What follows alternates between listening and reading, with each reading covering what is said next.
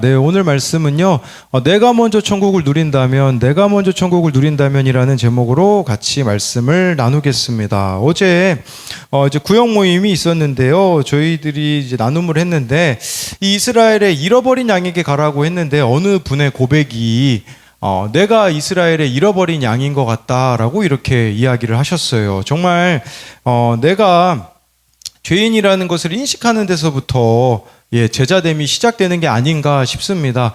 어제 이렇게 예찬이 한결이를 씻기는데요, 우리 예찬이가 저한테 그렇게 이야기하더라고요. 우리 교회가 문제가 있대요. 여러분, 무슨 문제가 있는 줄 아세요?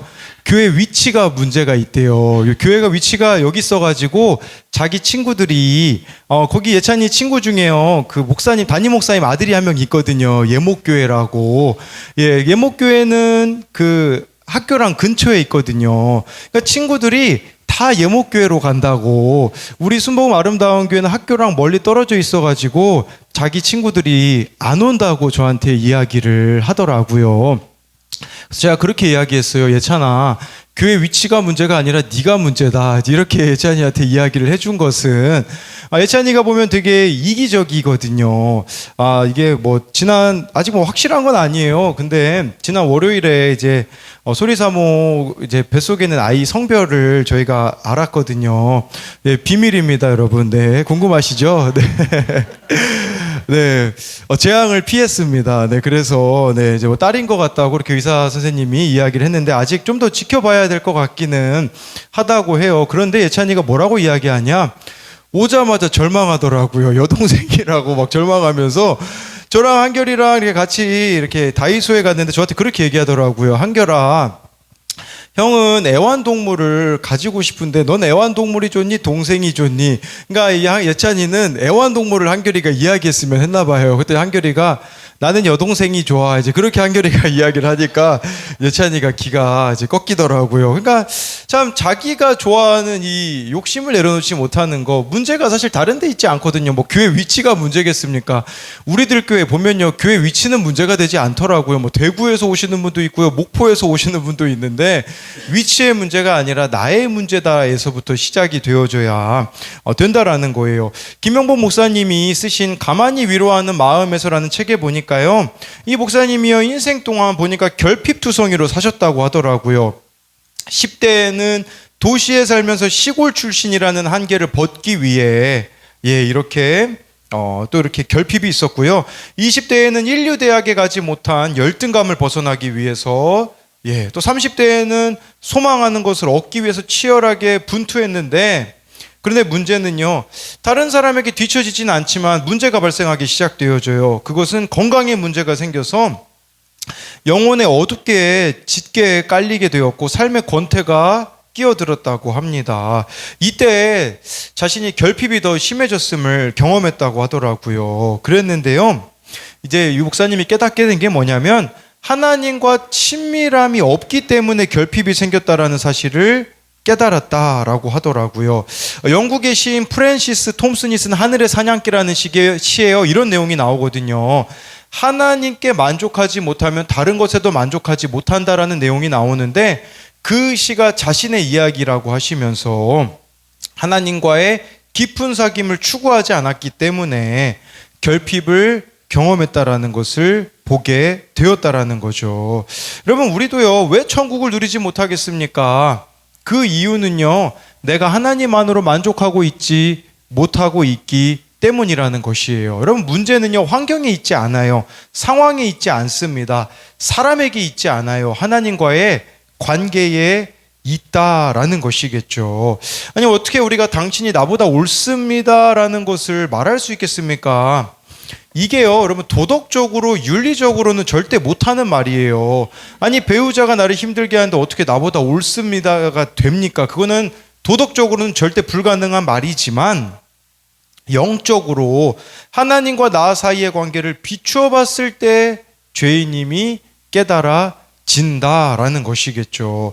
그것이 깨달아지면요, 천국을 누리는 사람은요, 하나님께 대하여서는 내 죄가 고난보다 큽니다가 되어지고요, 사람에 대하여는 당신이 나보다 옳습니다가 된다라는 거겠죠. 이런 고백을 날마다 이런 고백이 나오는 사람이 천국을 누리는 사람이 아니겠습니까? 그래서 내가 먼저 천국을 누리기 위해 우리들에게는 무엇이 필요한지 두 가지로 살펴보겠습니다. 첫 번째로는요, 내가 먼저 천국을 누리려면 이스라엘 집에 잃어버린 양에게 가야 합니다. 우리 5절 6절을 같이 읽어보도록 하겠습니다. 시작.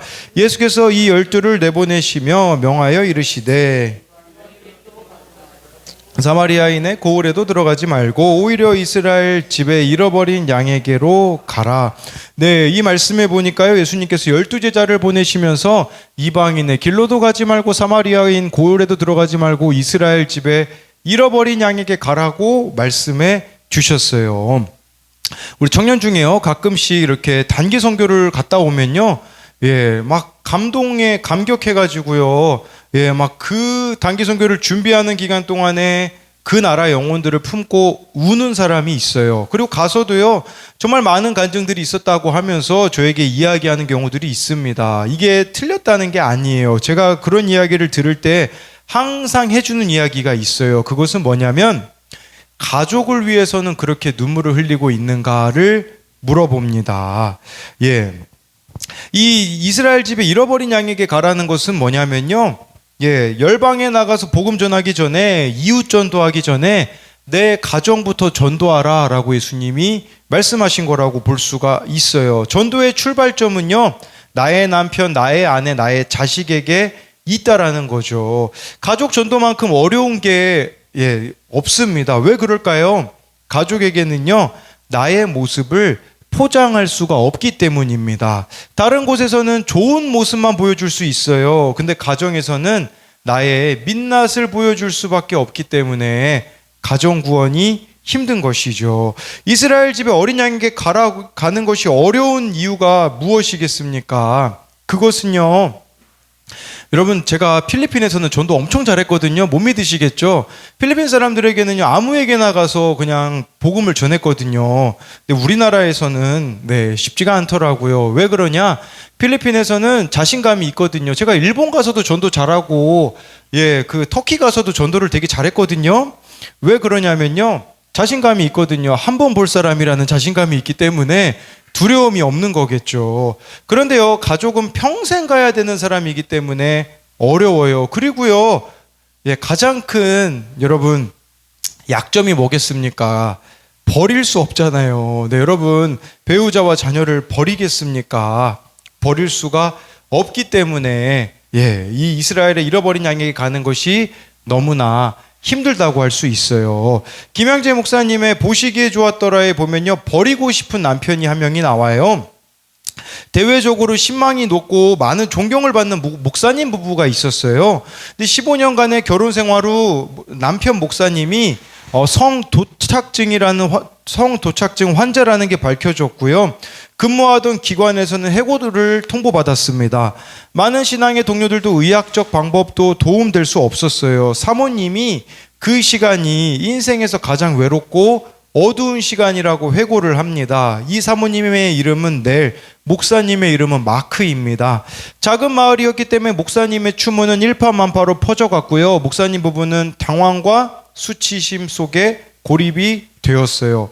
15년 동안 아름답게 살았지만 사모님은 알 수 없는 외로움을 느껴왔어요. 행복해지면 친밀할 거라는 생각으로 살아왔는데, 아이러니한 게 뭐냐면 이들의 망가진 관계에서 친밀함이 생겨나기 시작했다고 합니다. 이 부부는요, 남자와 여자 부부 그룹에 속하면서 심층 치료를 받으면서 사모님 마음에는 실망과 좌절이 가득했지만 자신이 살아있음을 느낄 수 있었다고 합니다. 자신에게 돕는 지체가 없음을 알고 지지그룹을 만드는 법을 배웠고 그 속에서 슬픔과 분노를 다루는 법을 배웠다고 합니다. 근데 시행착오가 왜 없었겠어요? 새로운 곳으로 사역을 하려는 계획을 가진 그날 현관 벨이 울렸고요. 들이닥친 경찰은 남편의 성도착증과 관련된 소송 사건의 서류를 제시했다고 합니다. 그날 문제된 소송이 끝나기 전에 3가지의 민사소송건이 제기되었고요. 사모님은요, 솔직히 롤러코스터를 타고 있다라는 느낌을 받았다고 합니다. 그런 상황에 사모님에게 하나님께서는요, 남편과 아내가 동시에 다 강할 필요가 없다고 둘 중에 한 사람이라도 격려해주고 이끌어주면 된다는 것을 깨닫게 되었어요. 사모님의 심경에 변화가 일어나서 이 결혼을 유지하기로 결정했습니다. 둘 다 죄를 짓고 서로에게 상처를 준 것이 옳고 그름을 따질 필요가 없기 때문이었고요. 또한 성도착증이 부부 문제의 근본적인 원인이 아니라는 것을 깨달았다라고 하더라고요. 아내가 이제 깨달은 게 뭐냐면 남편이 성도착증 그것만 보면요, 충분히 헤어질 만한 사유가 되겠죠. 근데 이 아내는요, 자신이 남편을 소외시켜 왔다라는 것이 깨달아졌다라고 하더라고요. 그제야 변화가 시작되었다라고 합니다. 수치, 상실, 절망, 혼란으로 가득한 이 감정을 너무나 설명하기는 어렵지만, 그제서야 인생이 무엇인지 발견했다고 사모님이 고백을 해요. 예수님이 모든 고통을 경험하셨듯이 나의 고통이 모든 인류의 고통이고 이것이 하나님과 다른 사람에게 나아가는 통로가 된다라는 것을 깨달았대요. 무엇이냐면 이 아픔을 가지고 다른 사람에게 나아가는 도구가 될 수 있다라는 것을 사모님이 깨달았다라는 거죠. 어제 제가 그 양육교사 모임을 우리들 교회 갔다 왔는데 저희들을 지도해 주시는 그 권사님이 계세요. 이 권사님은요, 남편이요 20대부터 20대 정말 끔찍하게 때렸다고 해요. 하루에 어느 날은요 2시간 동안 맞은 적이 있대요. 2시간 동안 맞으니까 얼굴이요 형체가 불분명할 정도로. 그래서 이제 시어머니가 오셨는데 시어머니가 보는 앞에서 또 1시간 동안 남편이 그렇게 때렸다고 하더라고요. 이런 남편이 어떻게 옳다고 할 수가 있겠습니까? 그런데요, 이 권사님이 그런 얘기를 하시더라고요. 남편 때문에 자기가 이렇게 막 악한 마음을 품었기 때문에 나는 저 남편 때문에 악해진 거야가 아니라 원래 내 안에 있는 악과 죄가 숨어져 있었는데 그 남편을 통해 드러났기 때문에 남편에게 당신이 나보다 옳습니다가 되어줄 수가 있었다고 하더라고요. 뭘 이야기하고자 하는 거냐면요, 잃어버린 그 이스라엘의 잃어버린 양을 통해서 여러분 나의 모습을 봐야 된다라는 것이에요. 왜 나의 배우자는, 왜 나의 자녀는 예수님을 믿지 않는 것인가 곰곰이 생각해 보시면요, 아프지만 거기에 나의 모습이 있다라는 거, 내가 죄인임을 깨닫지 못하고 있는 그 모습이 있다라는 것을 보아야 한다라는 것이겠죠. 7절 8절을 계속해서 우리가 읽어보도록 하겠습니다. 시작. 가면서 전파하여 말하되 천국이 가까이 왔다 하고 병든 자를 고치며 환자를 깨끗하게 하며 귀신을 쫓아내되 너희가 거저받았으니 거저주라. 제자들은요 이스라엘 잃어버린 양에게 가면서 천국이 가까이 왔다고 외치라고 예수님이 말씀하세요. 이건 무슨 말이겠습니까? 내가 누리는 천국을 전해주어야 한다라는 것이에요. 내가 이 땅에서, 여러분 천국은 죽어서만 가는 곳이 아니에요. 내가 이 땅에 예수님의 다스림을 받는다면, 말씀의 다스림을 받는다면 그게 천국을 누리는 것이에요. 8절에 구체적으로 병든 자를 고치고 죽은 자를 살리고 나병 환자를 깨끗하게 한다라는 것은 우리들에게는 어떤 의미가 될까요? 나의 음란한 병이 고쳐진 간증, 그게 병든 자를 고치는 게 아니겠습니까? 죽은 자를 살리는 것은요 죽을 것 같은 집착에서 벗어난 간증, 나병 환자를 깨끗게 한다라는 것은 무기력의 나병에서 깨끗하게 된 간증을 저와 여러분들이 나누는 거, 그게 바로 다른 사람을 살리는 비결이라는 것이에요. 사막의 교부가 말하기를요, 자기 죄를 아는 사람은요 죽은 자를 일으키는 사람보다 위대하대요. 자기 죄를 위해 1시간 울부짖는 사람은요 온 세상을 얻는 것보다 위대하다고 합니다. 여러분, 이처럼 천국을 누리는 것은요 다른 것이 아니라 내가 죄인임을 깨닫는 것이라는 것을 말씀드리는 것이겠죠. 그래서 이것에 대한 2가지 적용 질문은요, 내 힘으로 감당할 수 없다고 생각되어서 버리고 싶은 이스라엘의 잃어버린 양은 누구입니까? 정말 여러분들이 이 구원에 대해서요 너무 나를 힘들게 하기에 포기하고 싶은 사람이 누가 있는가를 묻는 것이고요. 또 한 가지는요, 내 죄를 깨달아서 회개함으로 천국을 누리고 있습니까? 내 삶이 고쳐지고 살아나게 된 간증이 있습니까? 여러분들이 천국을 누리게 된 그 간증이 있는가를 묻고 있는 것입니다. 9절 10절을 우리 계속해서 읽어보도록 하겠습니다. 두 번째는요, 내가 먼저 천국을 누리려면 얽매이는 있는 것들을 버려야 됩니다. 우리 9절 10절입니다. 너희 전대에 금이나 은이나 동을 가지지 말고 여행을 위하여 가지지 말라. 이는 일꾼이 자기 먹을 것 받는 것이 마땅함이라. 예, 전도할 때요, 전대에다가요, 금, 은, 동을 가지고 가지 말라고 말씀해 주고 있어요.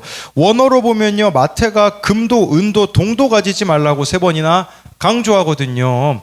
여러분, 근데 마태가 이걸 왜 강조했을까요? 자신이 예수님을 만나기 전에는 금과 은과 동을 쫓던 사람이었기 때문이에요. 그의 직업이 세리였기 때문인 거죠. 세리는 돈에 미친 사람이었잖아요. 자기가 예전에 돈에 미쳐봤으니 예수님의 제자로 살아가려면, 복음을 전파하려면 금과 은과 동에 매여서는 안 된다라는 거죠. 여러분, 대부분 문제가 어디 있을까요? 돈에 있습니다. 내가 이스라엘의 잃어버린 양에게 복음을 전하려면요, 내가 금과 은과 동을 가지지 않는 모습을 보여줘야 돼요. 내가 돈을 내려놓는 모습을 보여주어야 된다라는 거겠죠. 내가 욕심을 버리는 모습을 보여주어야지만 이스라엘의 잃어버린 양에게는 복음이 전파가 되는 것이에요. 리처드 포스터라는 목회자는요, 물건이나 돈에 중독된 것이 아닌지 의심스럽다면요, 값나가는 것을 다른 사람에게 주는 습관을 가져보래요. 자신보다 그것을 더 필요로 하는 누군가가 주변에 있는지 살펴보고 그 문제를 놓고 기도하라고 해요. 그렇게 정직하게 자신을 돌아보면서 물질에 매여있는 자기 모습을 깨달으면 당장 그것을 다른 사람에게 주라는 거예요. 제가 어제 그 둘째 한결이한테 실험해 봤거든요. 예, 아이들이 그 좋아하는 게임 캐릭터 그 피규어가 있어요. 근데 지난 주일에 이제 아이들에게 제가 이 피규어를 사줄 수밖에 없었거든요. 왜냐하면 제가 예찬이 한결 때 그렇게 이야기했어요. 엄마 아빠가 이제 부부싸움 하면 장난감 사줄게 그랬거든요. 근데 제가 주일 아침에 이제 말다툼이 있었는데 예찬이가요, 주일 학교 가기 전에 웃으면서 제 옆에 와가지고 귀에다 대고 이렇게 이야기하더라고요. 아빠 장난감 알지? 그러더라고요. 부부싸움 했으니까 장난감 사내라는 거죠. 예. 그다음 한결이도 또 따라하면서요, 아빠 알지? 하고서 내려가더라고요. 예. 그래서 장난감이 생기는 거죠. 그래서 오후에 약속을 지키러 이제 갔는데 예찬이 한결이 또 그렇게 얘기했어요. 아니, 엄마 아빠만 싸우면 장난감 사주는 건 너무 불공평하다. 너희들은 싸우면 어떡할래? 그래가지고요, 예찬이 한결이는 3번 싸우는 게 저에게 목격되면요, 금요기도에 예찬이는 찬양 싱어를 하고요, 우리 한결이는 드럼을 치기로 했습니다. 예, 장난감 그 피규어를 뽑았는데 우리 한결이가 좋은 게 나왔어요. 그 레온이라는 캐릭터였는데 제가요, 이제 어제 한결이 한번 찔러봤어요. 이제 한결아, 아빠가 생일이 다가오는데 너 그 레온 캐릭터 피규어 아빠 주면 안 되겠니? 그랬더니요, 안 된다고 하더라고요. 그러면서 뭐라고 이야기하는 거 들어보니까 아빠랑 그 캐릭터는 안 어울린대요. 예, 안 어울린다고 하면서, 그리고 자기가 가지고 있는 레온이라는 이 캐릭터가 좋은 게 아니래요. 좋은 게 아니니까 아빠한테 줄 수가 없대요. 그래서 제가 그렇게 얘기했거든요. 아니, 아빠는 안 좋은 걸 좋아한다. 그랬더니 갑자기 다른 캐릭터를 이야기하면서요, 그 캐릭터가 쓰레기래요. 저보고. 아니, 어떻게 이런 표현을 쓰나. 그러니까 그걸 저보고 가지라는 거겠죠. 제가 왜 한결이한테 귀한 걸 달라고 했겠습니까? 뭐 정말 그거 가지려고 했겠습니까? 저에게는요, 하나도 필요가 없어요. 그 마음을 확인하고 싶었던 거죠. 어제 양육교사를 들었는데 어느 집사님이 나눔을 해주셨어요. 근데 그 나눔이, 이 집사님은 첫 번째 전 남편이 폭언을 행사해서 이혼을 하고 지금은 재혼을 하고 이제 살고 계시는 분이었었거든요. 그 이야기를 듣던 권사님이 이렇게 질문하시더라고요.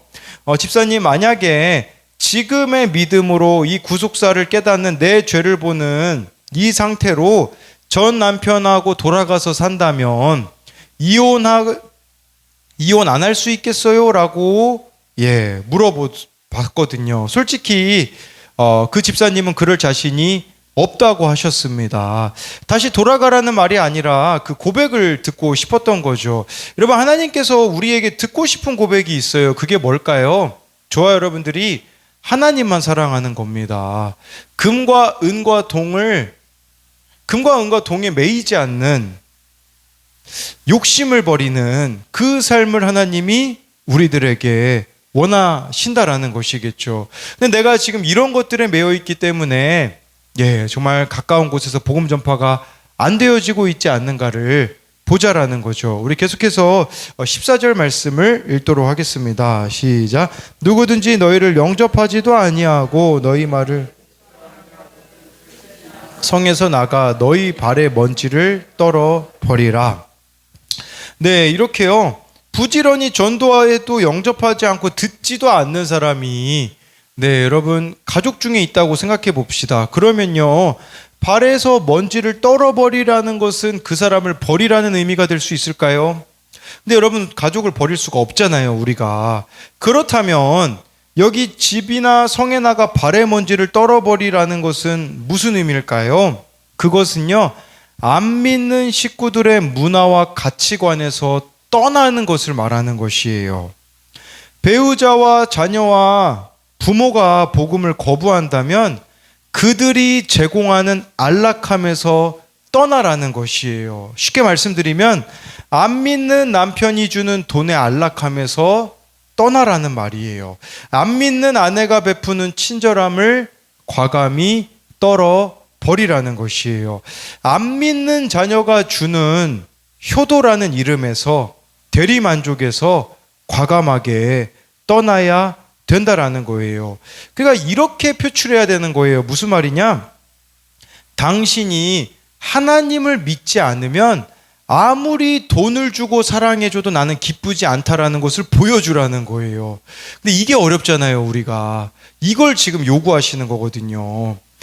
김남준 목사님이 쓰신 자네 정말 그 길을 가려나라는 책에 보면요, 옛날에 한국교회 역사 중에요, 부흥사들 중에요, 부흥에 다니면서 잔심부름도 하고 수발을 들어주는 여신도를 동행하게 하는 좋지 못한 유행이 예전에 있었다고 합니다. 평양에서 그 1907년에 대부흥이 일어났잖아요. 평양에서요, 기생들의 모임이 있었는데 수장격되는 여인의 그들 중 수장격이 되는 여인이 수하의 어린 기생들에게 이렇게 이야기했대요. 듣자 하니 소문에 길선주라는 목사가 뛰어난 인품과 성경의 도리로 예수를 전하며 불의한 삶을 질타한다는데 너희는 반드시 그 자를 유혹하거라. 제가 남자라면 별 수 있겠느냐. 그래서요, 길선주 이분이 그 평양 대부흥 때 회개하고서는 장로가 되고 나중에 목회자가 되거든요.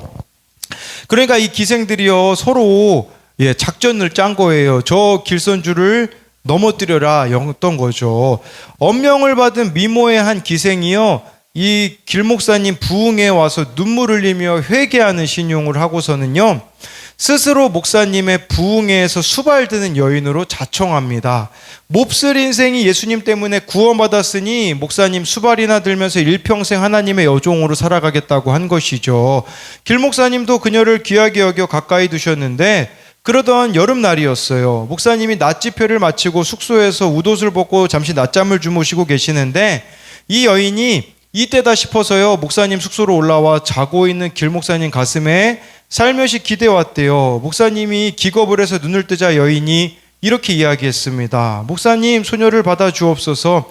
교태를 부리며 이렇게 말하는 여인은 평양에서 최고 수준의 미모를 자랑하는 여인이었어요. 그때 길 목사님이 어떻게 반응하셨는 줄 아십니까? 사탄아 물러가라 하며 여인을 한 팔로 밀어버렸다고 해요. 결국 그 여인은 마루 굴레 잿돌에 떨어져 버렸다고 합니다. 여러분들 한국교회 뭐가 문제일까요? 14절 말씀이 이루어지고 있지 않는 게 문제예요. 세상의 것들을요, 떨어버려야 되거든요. 그래야 구원이 일어나거든요. 그래야 세상 사람들과 다른 모습을 보여줄 수 있는데요, 이 발의 먼지를 떨어뜨리지 않는 거예요. 욕심이라는 것을 떨어뜨리지 않고, 돈이라는 것을 떨어뜨리지 않고, 쾌락이라는 것을 떨어뜨리지 않으니 한국교회를 통해서 구원의 역사가 더 이상 일어나지 않는 것이라는 거겠죠. 정말 저와 여러분들이 먼저 천국을 누리려면 얽매이는 것들을 버려야 된다라는 것이에요. 제가요, 이전에 청소년 사역은 실패였습니다. 왜 실패인 줄 아십니까? 저는 청소년들만 변화되면 된다고 생각했거든요. 아니더라고요. 부모가 변화돼야 청소년이 변화가 유지되더라고요. 이걸 저는 몰랐어요. 근데 제가 지금 경험하고 있는 것은 이 아이들의 문제일 뿐 아니라 이 정말 그 가정이 변화되려면요, 아이들이 변화되려면요, 필수 요소가 있어요. 부모가 먼저 변화되어져야 되더라고요. 예. 그래서요, 제가 이제 목요일마다 이제 한 분을 또 이제 신방 가려고 하거든요. 물론 제가 가도 가서 어느 정도 변화가 일어날 수도 있겠지만 그렇지 않을 수도 있어요. 그런데 그곳에 진짜 변화가 일어나려면 그 집사님이 끊으셔야 돼요. 뭘 끊으셔야 될까요? 지금 하나님 보시기에 합당하지 못한 욕심들과 삶을 정리하지 않고서는요, 이 아들은 변화될 수가 없는 거예요. 정말 나의 자녀들이 변화되고 싶으십니까? 내가 변하셔야 돼요, 여러분. 그게 이루어지지 않고서는요, 절대 하나님은 속지 않으세요. 이 순봉 아름다운 교회가 변화되려면 누가 변화돼야 될까요? 제가 변화돼야 되지 않겠습니까? 그러니까요, 예전에는요, 저는 변화되지 않는 사람들에게 손가락질을 참 많이 했거든요. 마음으로 참 정죄와 판단을 많이 했거든요. 요즘 제가 깨닫는 게 뭔지 아십니까? 그렇게 손가락질하고 정죄할 게 아니라 제 모습을 하나님 앞에서 봐야 되더라고요. 제가 하나님 앞에서 지금 떨어내고 있지 않는 욕심들이 있음을 보니까요, 할 말이 사라지더라고요. 그냥 제가 해야 되는 일은 뭐냐면요, 하나님 앞에서 제가 깨닫게 된 저의 그 욕심들, 탐욕들, 세상의 것들을 떨어버리는 거, 그게 바로 다른 사람을 살리는 길이더라고요. 제가 그렇게 하나님 앞에서 변화되어져 가려고 하잖아요. 그러면 하나님이 일하시더라고요. 이걸 기억하셨으면 좋겠어요. 하나님이요, 저와 여러분들이 이 발에 있는 그 먼지와 같은 것들을 떨어뜨릴 때에 그때 일하신다라는 것을 기억함으로써 내 안에 이 얽매이는 것들이 있다면 그것들을 하나하나 버려가야 되는 그것을 기억했으면 좋겠습니다.